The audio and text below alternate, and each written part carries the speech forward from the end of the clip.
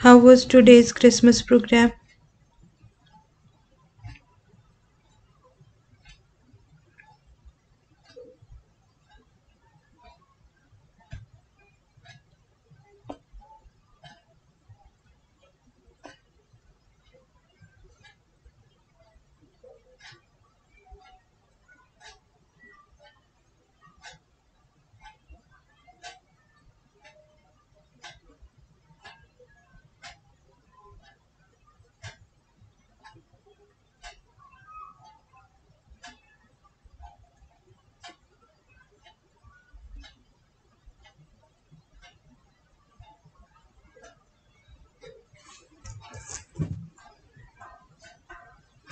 Chalo. So, do you require this video after the class? Who's asking Noni Singh? Who is this Noni Singh? Do you require this video after the class?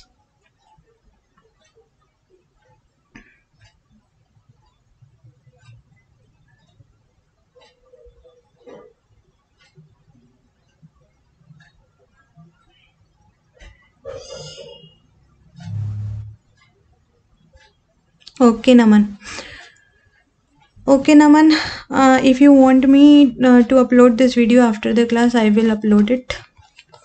Okay. चलो हम start करते हैं हमारा chapter. जितने लोग भी आ गए हैं हम स्टार्ट करने वाले हैं absorption by roots the processes involves. ठीक है. तो सबसे पहले हम थोड़ा सा जनरलाइज आइडिया देख लेते हैं कि absorption by roots why it is needed. तो ऑब्वियसली वाटर के एब्जॉर्प्शन के लिए ज़रूरी होता है. ये हम हमेशा से पढ़ते हुए आ रहे हैं कि वाटर क्यों ज़रूरी होता है एक प्लांट के लिए, कि उसकी फोटोसिंथेसिस सबसे इम्पॉर्टेंट नीड है फोटोसिंथेसिस, क्योंकि फोटोसिंथेसिस के लिए एक रॉ मटेरियल होता है वाटर. ट्रांसपिरेशन के लिए प्लस वाटर प्लांट में जो ट्रांसपोर्टेशन होता है फोटोसिंथेसिस से जो कार्बोहाइड्रेट बनता है उस कार्बोहाइड्रेट को through out the plant body जो ट्रांसपोर्टेशन कराना है वो वाटर में डिज़ोल्व कंडीशन में होता है. इसके अलावा ये प्लांट को मैकेनिकल स्टिफनेस, वाटर जो है प्लांट सेल को मैकेनिकल स्टिफनेस प्रोवाइड करती है. तो these are some general things. उसके बाद टॉपिक आता है कि रूट ही क्यों इम्पॉर्टेंट है for the absorption of water. Why root only? तो because root is adapted for absorption of water. ये हम हमेशा से पढ़ते हुए आ रहे हैं. तो अभी मैं इस पर बहुत ज़्यादा स्ट्रेस नहीं देने वाली, क्योंकि हमारा ये जो क्लास है इसका एक मोटिव है कि हम सिर्फ इम्पॉर्टेंट जो एग्ज़ाम रिलेटेड टॉपिक है वही डिस्कस करेंगे. तो आपकी जो सेलिना है ICSE बायो की बुक सेलिना, उसमें एक फिगर है 4.2. ठीक है. ये फिगर मेरे हिसाब से एग्ज़ाम के पॉइंट ऑफ व्यू से काफ़ी इम्पॉर्टेंट है. फिगर 4.2 इससे डायग्राम बेस्ड क्वेश्चन आ सकता है, प्लस इससे आप ये डायग्राम ड्रॉ करने के लिए आ सकता है. ठीक है. तो मैं बोलूँगी कि ये जो फिगर 4.2 है इसको वेरी इंपॉर्टेंट मार्क कर लो, और हम इस 4.2 की जो इम्पॉर्टेंट थिंग्स हैं उन्हें एक बार देख लेते हैं फिगर की इसकी. तो सबसे पहले हम रूट हेयर सेल की अगर ड्राइंग करते हैं तो रूट हेयर सेल जो होती है वो एपिडर्मिस, जिसे रूट में एपिब्लेमा भी बोलते हैं, उसका एक्सटेंशन होती हैं. तो ये रूट हेयर एपिडर्मल सेल का एक्सटेंशन है. ये जो इस तरीके से बाहर की तरफ पॉइंटेड एज निकली हुई है. इसके बाहर सबसे आउटर जो लेयर है वो एक नॉर्मल प्लांट की cell wall, normal plant cell की तरह सेल वॉल है. उसके अंदर साइटोप्लाज्म है. सेल वॉल के अंदर क्या है? सेल मेम्ब्रेन है. ये सेल मेम्ब्रेन है और सेल मेम्ब्रेन के अंदर है साइटोप्लाज्म नॉर्मल. बीच में यहाँ पे बीच में एक बहुत बड़ी सेंटर वैक्यूल है. ये वैक्यूल है जो कि प्लांट सेल का एक इम्पॉर्टेंट करेक्टरिस्टिक होता है. और जो न्यूक्लियस है यहाँ पे कहीं रूट हेयर में शिफ्टेड है. तो ये जो है वो न्यूक्लियस है. ठीक है. और जो क्लोरोप्लास्ट हैं, ये क्लोरोप्लास्ट है, ये वैक्यूल के चारों तरफ इस तरीके से स्प्रेड है. तो ये कुछ इंपॉर्टेंट लेबलिंग्स हैं जो कि इस डायग्राम में आपको पता होनी चाहिए, क्योंकि जो बहुत कई बार बोर्ड एग्ज़ाम में ये क्वेश्चन आ चुका है. रूट हेयर सेल की लेबलिंग से diagram based question ICSC board exam में कई बार आ चुका है, ठीक है। तो ये हमारा इम्पॉर्टेंट फिगर 1 है जो तुम्हारी बुक में है फिगर 4.2, ठीक है। इसके बाद हम कुछ इम्पॉर्टेंट टॉपिक हैं जिनके बारे में हमें पता होना चाहिए इस चैप्टर के क्वेश्चन सॉल्व करने से पहले। सबसे पहला टॉपिक है इम्बाइबिशन। देखो, इम्बाइबिशन जो होता है वो डेड सेल्स जो होती हैं, प्लांट की डेड सेल्स होती हैं, वो मियर सरफेस अट्रैक्शन की वजह से जो वाटर एब्जॉर्ब करती हैं। क्योंकि डेड सेल, अगर हम डेड सेल की बात करें तो डेड सेल में जो प्लांट का लिविंग स्ट्रक्चर है वो कुछ भी नहीं प्रेजेंट होगा, ठीक है। अंदर का जो साइटोप्लाज्म है, न्यूक्लियस है, वो सब डेड हो चुका है। बचा क्या है? केवल सेल वॉल बची हैं, ठीक है। क्योंकि सेल वॉल खुद ही डेड होती है, लिविंग स्ट्रक्चर होता नहीं है। और ये सेल वॉल किसकी बनी होती हैं? ये सेल वॉल बनी होती हैं सेल्यूलोज की। और जो सेल्यूलोज है वो एक हाइड्रोफिलिक सब्सटेंस है, यानी कि जो वाटर को एब्जॉर्ब करता है, वाटर लविंग सब्सटेंस है। तो क्योंकि जो प्लांट सेल डेड सेल होती हैं वो वाटर को सरफेस अट्रैक्शन की वजह से अट्रैक्ट कर लेती हैं, क्योंकि जो सेल्यूलोज है वो हाइड्रोफिलिक सब्सटेंस है। तो ये जो वाटर का एब्जॉर्प्शन हो रहा है because of the surface attraction और because of the hydrophilic nature of the cell wall, ये जो पैसिव काइंड का सरफेस अट्रैक्शन है वाटर के लिए, इसे हम इम्बाइबिशन कहते हैं। इसमें सेल का कोई भी लिविंग पार्ट जो है वो एक्टिवली इन्वॉल्व नहीं होता है। इस फिनोमिनन से रिलेटेड क्वेश्चन आया हुआ है ईयर 2013 में। 2013 में एक क्वेश्चन आया है। Listen the question very carefully. Give biological reason why wooden frames of doors get jammed during the monsoon season। तो आप लोगों ने फील किया होगा कि घर पे भी जब भी मॉनसून सीजन होता है तो आपके जो घर के वुडन डोर्स होते हैं वो जैम हो जाते हैं, टाइट बंद होने लगते हैं। तो उसका बायोलॉजिकल रीज़न क्या है? तो उसका बायोलॉजिकल रीज़न यही है क्योंकि जो वुडन डोर्स हैं वो डेड प्लांट सेल्स के बने हुए हैं, डेड प्लांट सेल्स हैं उनमें, which contain the high amount of cellulose, and cellulose being hydrophilic substance attract the water because of the surface attraction, and this process is known as imbibition. So because of imbibition of water, the wooden door gets jammed during rainy season. So I hope it is clear. Is it clear? Is it clear everyone?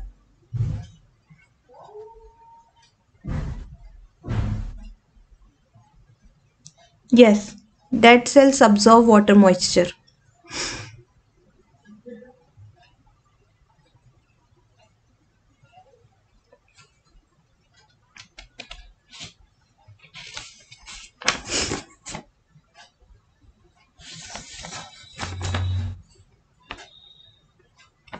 हाँ नमन, जब cell wall जो है water absorb करेंगी तो obviously वो expand होंगी ना because of the water content. तो वो एक्सपेंशन की वजह से वुडन डोर जो है वो एक्सपांड हो जाते हैं एंड देन दे स्टक।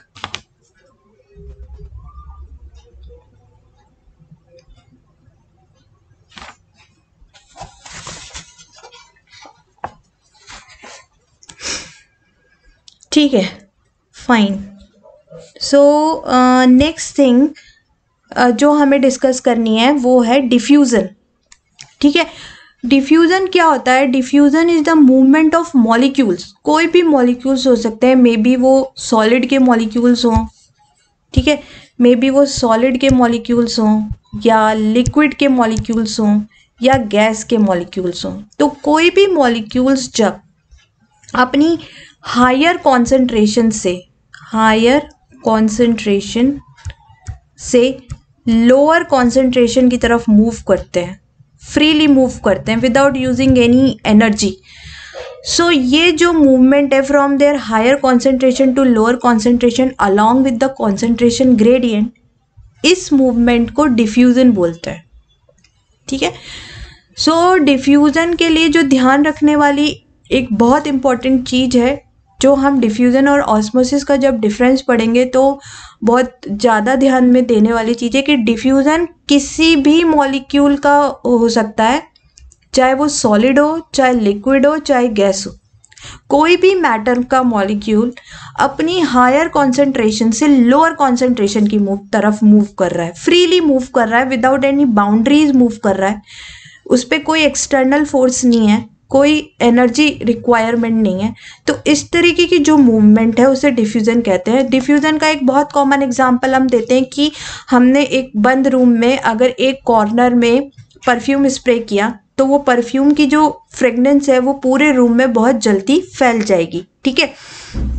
तो ये जो स्प्रेड हो रहा है परफ्यूम के मॉलिक्यूल्स का from the higher corner, higher concentration to the lower concentration, इस मूवमेंट को हम डिफ्यूज़न कहते हैं, ठीक है। अगर हम प्लांट्स में बात करें तो प्लांट्स में डिफ्यूज़न किस चीज़ का होता है? गैसेस का डिफ्यूज़न होता है स्टोमेटा के through. During the day time oxygen जो है वो बाहर निकलती है और कार्बन डाइऑक्साइड प्लांट के अंदर जाती है, क्योंकि प्लांट को फोटोसिंथेसिस करना होता है during the day time. Just opposite diffusion होता है during the night time. During the night time plant also require oxygen for their respiration purpose. So oxygen वो इनटेक करते हैं, कार्बन डाइऑक्साइड वो रिलीज करते हैं। So diffusion is for the purpose of gaseous exchange.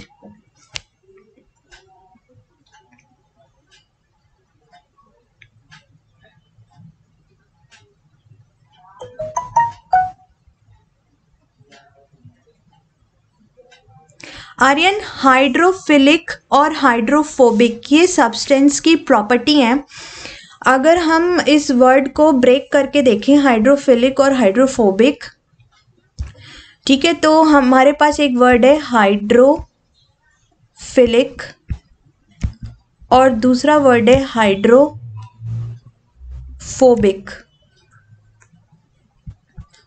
ठीक है। Hydro और philic को अगर हम ब्रेक करें तो हाइड्रो मीन्स होता है वाटर और फिलिक मीन्स होता है लविंग। सो वो सारे सब्सटेंसेस जो वाटर लविंग है, वाटर के संग जिनकी हाई एफिनिटी है, जो वाटर के संग हाई एफिनिटी से बाउंड करके रखते हैं, बॉन्डिंग करते हैं, ठीक है, वो सारे सब्सटेंसेस हाइड्रोफिलिक होते हैं। जैसे कि सेल्यूलोज एक हाइड्रोफिलिक सब्सटेंस है जो वाटर को काफ़ी अच्छी तरीके से एब्जॉर्ब करके रखता है, और सेल्यूलोज की इसी प्रॉपर्टीज़ की वजह से ये हमारे लिए, हमारे डाइजेस्टिव सिस्टम में के लिए भी काफ़ी इम्पॉर्टेंट है। अगर ये थोड़ा सा हट के हो जाएगा हमारे टॉपिक से, बट देन ये बात आई है तो आई शुड टेल यू कि तुमने सुना होगा कि we should eat salad as much as salad we can. हमें फाइबर रिच फूड खाना चाहिए, हमें रफेजेस खाने चाहिए। क्यों हमें रफेजेस खाने चाहिए? क्योंकि जो रफेजेस हैं उसका मेन पार्ट क्या होता है? सेल्यूलोज होता है, ठीक है। तो वो जो सेल्यूलोज जब हम खाते हैं तो वो हमारी वाटर का, जो वाटर हम पीते हैं उस वाटर का एब्जॉर्प्शन इंक्रीज करता है, और वो वाटर सिंपली स्वेट के थ्रू या यूरिन के थ्रू वाटर से थ्रू आउट ना हो जाए और वाटर में वो अब्जॉर्ब रह सके और जो बोल मूवमेंट है उसे ईजी बना सके हमारी एलिमेंट्री कैनाल में। इसीलिए ये सजेस्टेड होता है कि हमें सेल्यूलोज रिच डाइट यानी फाइबर्स खाना चाहिए। तो cellulose is a hydrophilic substance because of its high affinity with water. वहीं अगर हम हाइड्रोफोबिक को तोड़ के देखें तो ये भी दो वर्ड से मिलके बनता है। Hydro is water, phobic is fear, डरने वाला, जो वाटर से डरने वाला है, यानी ऑयल, ऑयल हो गया, घी हो गया, ये जितने भी वैक्सी सब्सटेंस होते हैं ये हाइड्रोफोबिक सब्सटेंसेस होते हैं जो वाटर के संग बिल्कुल भी बॉन्ड नहीं बना सकते। तो इसीलिए जब अगर हम वाटर की सरफेस पे एक ऑयल ड्रॉप डाल देते हैं तो वो ऑयल उसमें मिक्स नहीं होती और वो ऊपर ही उसके तैरती रहती है। Aryan, is it clear?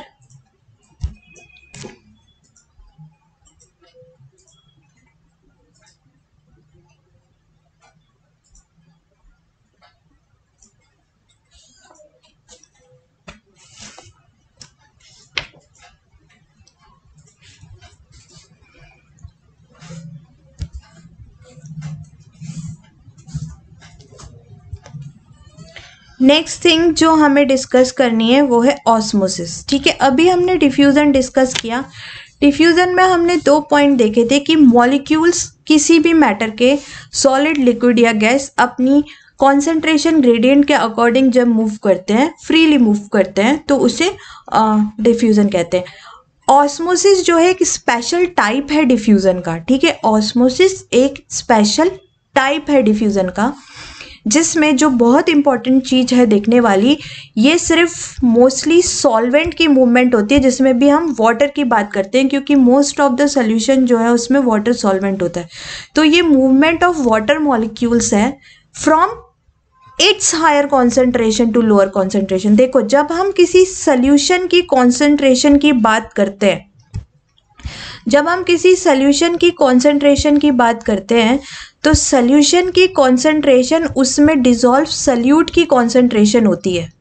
जैसे कि अगर मेरे पास एक शुगर सोल्यूशन है, ठीक है, शुगर सोल्यूशन है जिसमें ये शुगर मॉलिक्यूल्स है, तो इस सोल्यूशन की कितनी कॉन्सेंट्रेशन है? सपोज मैं बोल रही हूँ 5% कॉन्सेंट्रेशन है, तो ये जो 5% कॉन्सेंट्रेशन है, ये वाटर की कॉन्सेंट्रेशन नहीं है, ये शुगर मॉलिक्यूल्स की कॉन्सेंट्रेशन है।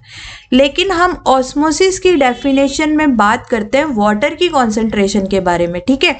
तो सपोज मेरे पास एक बीकर है, बीकर में बीच में मैंने एक सेमी परमेबल मेम्ब्रेन लगा रखी है, क्योंकि ऑस्मोसिस जो होता है वो हमेशा अक्रॉस सेमी परमेबल मेम्ब्रेन होता है। और मेरे पास एक साइड 5% शुगर सोल्यूशन है, ए है, और दूसरी साइड 10% शुगर सोल्यूशन है, सपोज ये बी है। और अब मैं बोल रही हूँ osmosis is the movement of water molecule from along with the concentration gradient of the water molecules, ठीक है। तो अभी मुझे बताओ कि ये जो मूवमेंट है वाटर मॉलिक्यूल की, ये किस डायरेक्शन में होगी? तो फर्स्ट ऑप्शन है ए टू बी होगी, या सेकंड ऑप्शन है बी टू ए होगी। जल्दी से बताओ कि क्या इसका सही आंसर होना चाहिए, फर्स्ट ऑप्शन या second option?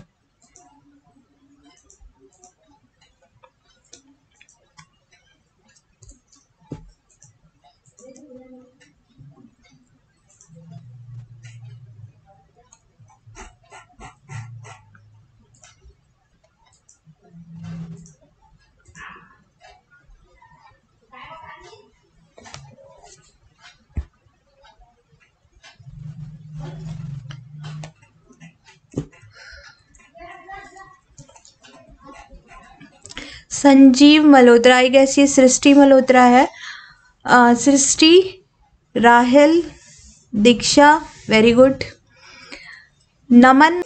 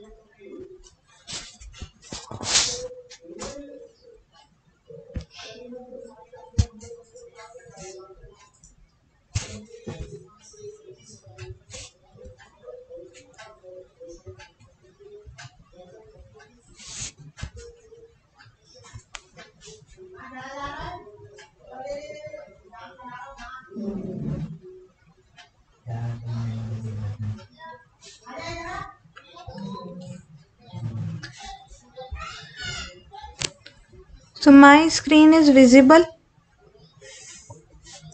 I think something went wrong.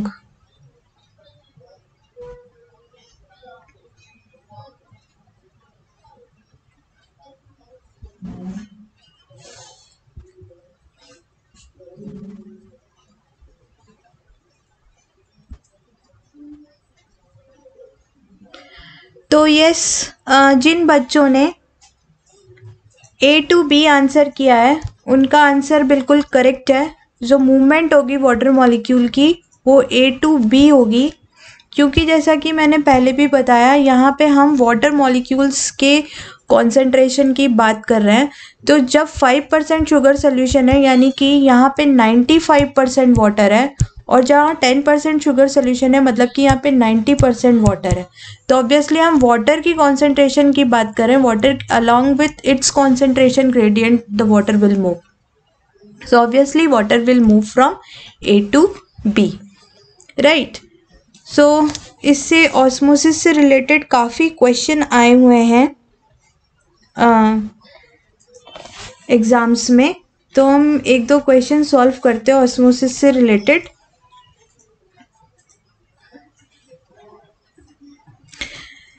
Give the biological term for a membrane which allows the passage of molecules selectively।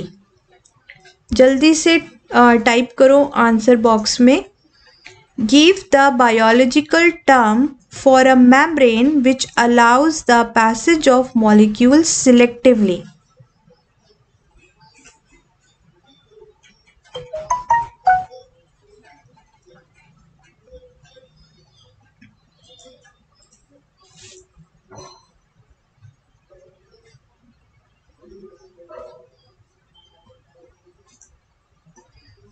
ये क्वेश्चन है आपका ईयर 2012 का।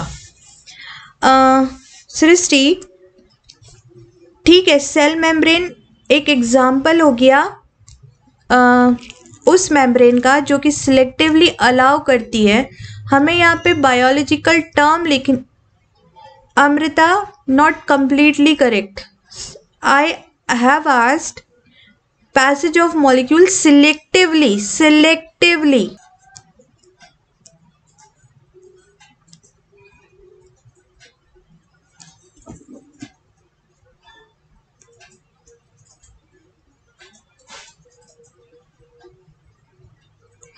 वेरी गुड नमन, वेरी गुड।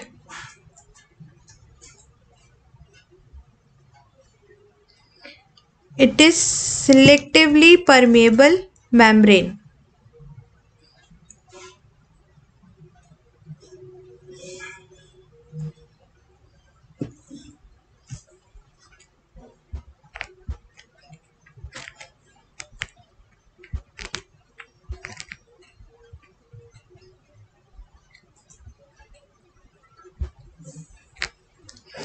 है सो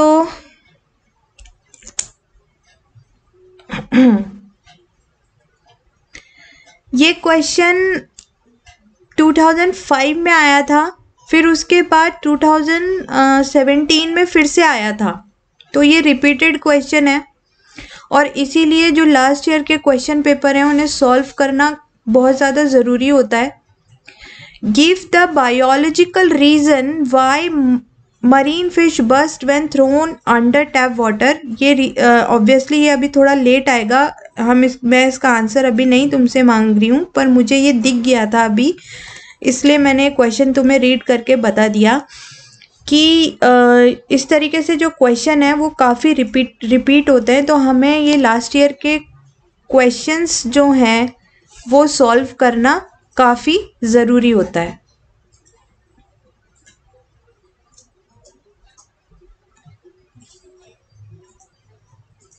एक्चुअल में मुझे भी नहीं पता कि कौन सा नमन है। यहाँ पे 2 नमन है और मुझे नहीं पता कि यहाँ कौन सा नमन बोल रहा है, और तो इसलिए मैं भी सिर्फ नमन ही नाम ले रही हूँ। तुम मुझे क्लियर कर दो कि तुम कौन से नमन हो।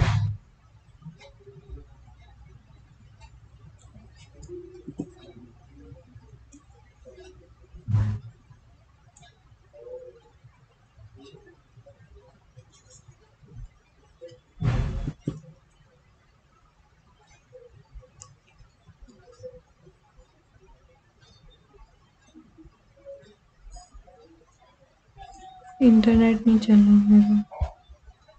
चल तो रहा है।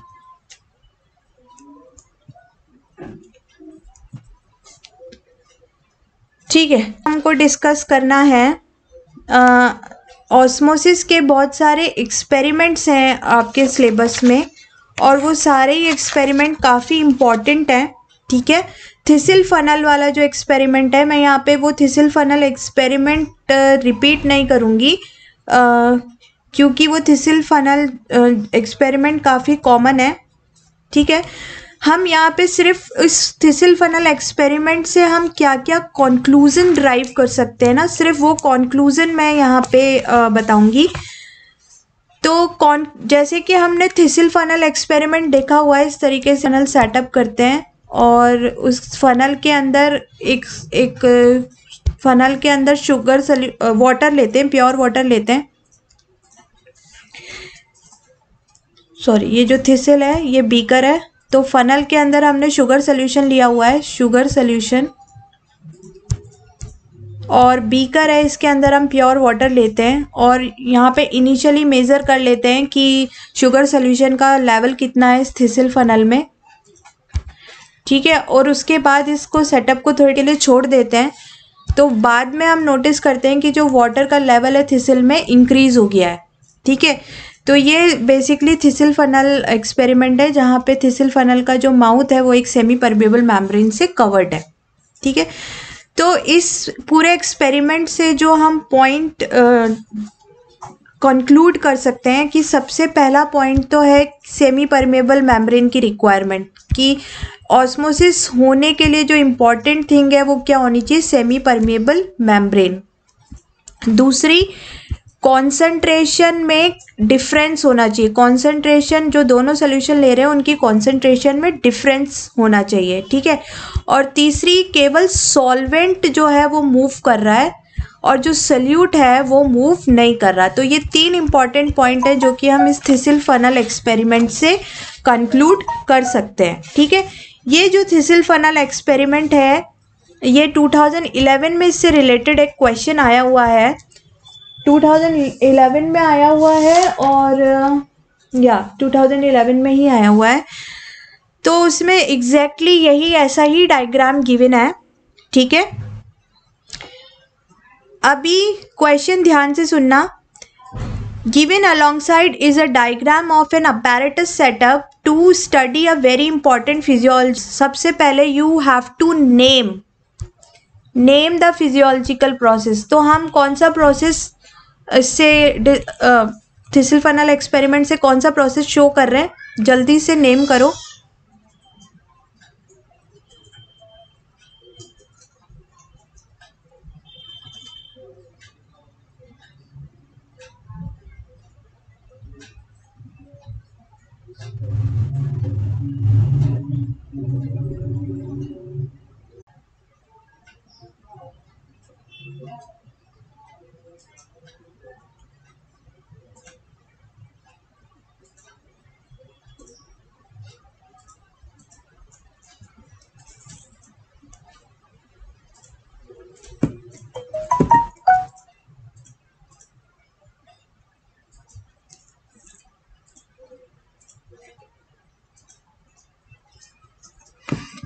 Yes, very good. नेक्स्ट जो क्वेश्चन है वो ये है कि प्रोसेस, तो जब आप इस प्रोसेस को एक्सप्लेन करोगे,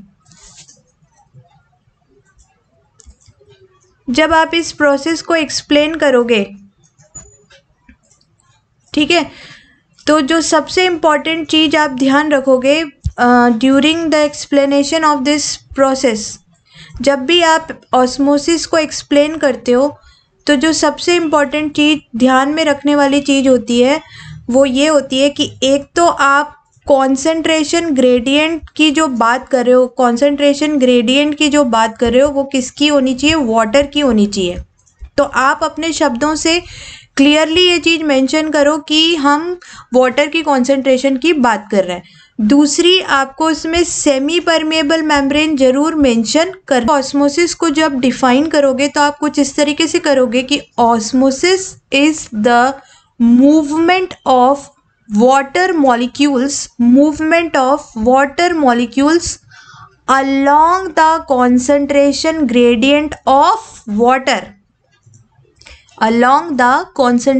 gradient of water through a semi permeable membrane membrane. तो आप ये पॉइंट्स जो हैं वो ज़रूर से मेंशन करोगे, नहीं तो ऑस्मोसिस की डेफिनेशन के करेक्ट मार्क्स नहीं मिलेंगे। ठीक है, नेक्स्ट क्वेश्चन है, I hope it is clear.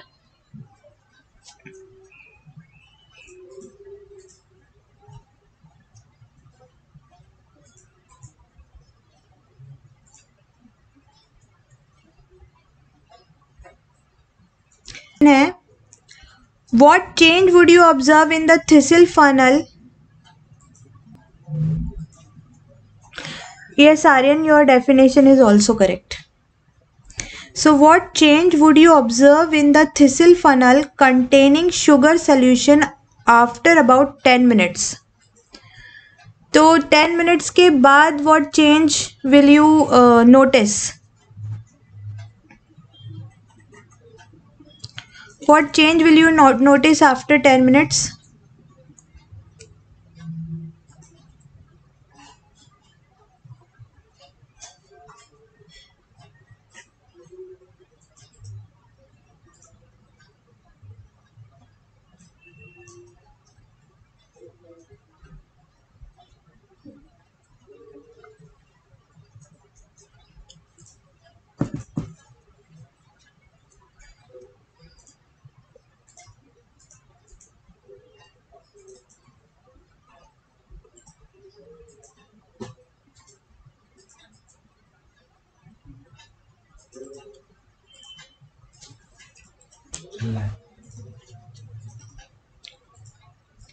So we will notice the level of water will, ध्यान में रखते हुए आंसर करो कि जो शुगर सॉल्यूशन है in compare to water, is it hypertonic और hypotonic?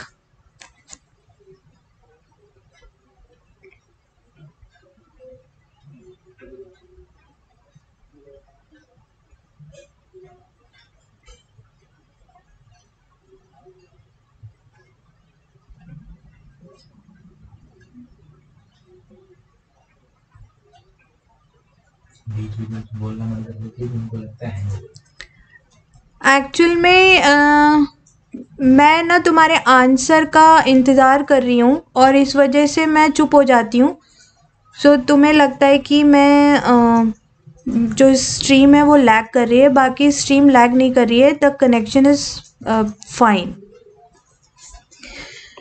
Naman, I am saying कि जब हम कंपैरिजन करते हैं कॉन्सेंट्रेशन का, तो शुगर सॉल्यूशन की कॉन्सेंट्रेशन को जब हम वाटर के संग अगर कंपेयर करें तो इज इट हाइपरटोनिक और hypotonic?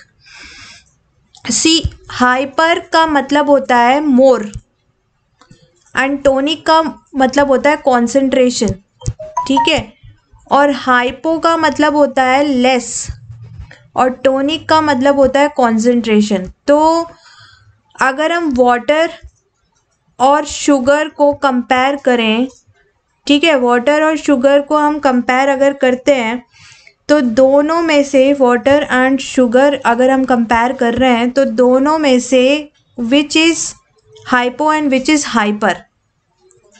Which is hypo in concentration, which is less in concentration and which is more in concentration?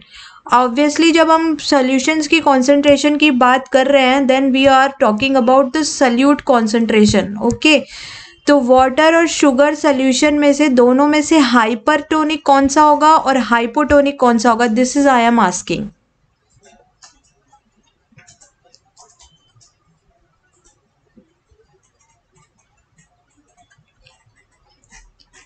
Hypertonic Ayushi, sugar solution is hypertonic, correct correct.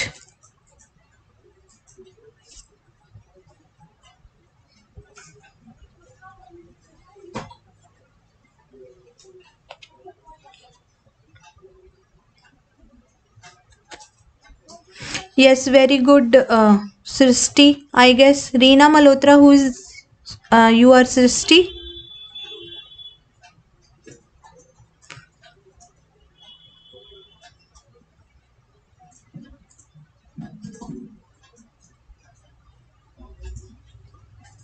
See, I feel कि today there is some internet connectivity problem at my end, so the class is not going on very smoothly. So I guess we should stop this class here only. ठीक है, हम ये chapter अभी हमने finish नहीं किया है, हम यहीं से कंटिन्यू करेंगे कल. ठीक है, आज यहाँ पे इंटरनेट प्रॉब्लम है, so let me check, then we will start it again tomorrow. Same time 5:30 PM. Okay, we will discuss after whatever we have already discussed. इसके बाद